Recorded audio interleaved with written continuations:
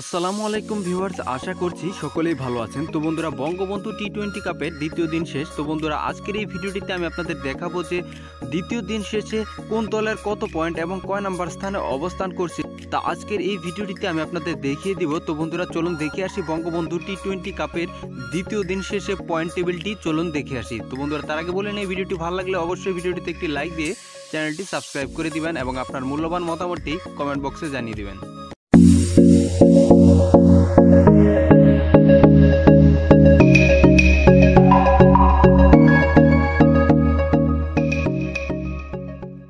তো বন্ধুরা, বঙ্গবন্ধু টি-20 কাপের দ্বিতীয় দিন শেষে আমরা যদি পয়েন্ট টেবিলের দিকে তাকাই, তাহলে কিন্তু আমরা দেখতে পাচ্ছি যে মিনিস্টার গ্রুপ রাজশাহী তারা কিন্তু 2টি ম্যাচ খেলে 2টিতেই জিতে তারা কিন্তু পয়েন্ট টেবিলের শীর্ষে রয়েছে, তাদের পয়েন্ট কিন্তু 4।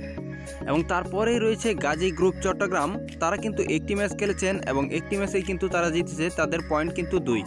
তারপরেই 3 নম্বরে রয়েছে জেমিকন খুলনা 2টি ম্যাচ খেলেছে, 2টিতে একটিতে জিতেছে একটিতে হেরেছে, তাদের পয়েন্ট কিন্তু 2। তারা নেট রান রেটে পিছিয়ে থাকার কারণে তারা কিন্তু চট্টগ্রামের চেয়ে পিছিয়ে রয়েছে, তারা 3 নম্বরে রয়েছে। তারপরে রয়েছে 4 নম্বরে ফরচুন বরিশাল, তারা কিন্তু একটি ম্যাচ খেলেছে একটিতে হেরেছে, তাদের পয়েন্ট 0। তারপরে রয়েছে লাস্ট অবস্থানে রয়েছে বেক্সিমকো ঢাকা, তারা কিন্তু 2টি ম্যাচ খেলেছে এবং 2টিতে হেরেছে, তারা কিন্তু পয়েন্ট টেবিলের সর্বশেষে অবস্থান করছে। তো বন্ধুরা, মূলত এই ছিল বঙ্গবন্ধু টি-20 কাপের দ্বিতীয় দিন শেষে পয়েন্ট টেবিল। তো বন্ধুরা, আপনাদের মতে এবারের বঙ্গবন্ধু টি-20 কাপের সবচেয়ে শক্তিশালী দল কোনটি, তা আমাদের কমেন্ট বক্সে জানিয়ে দিবেন। তো বন্ধুরা, দেখা হবে পরবর্তী ভিডিওতে। ভালো থাকবেন সবাই, আসসালামু আলাইকুম।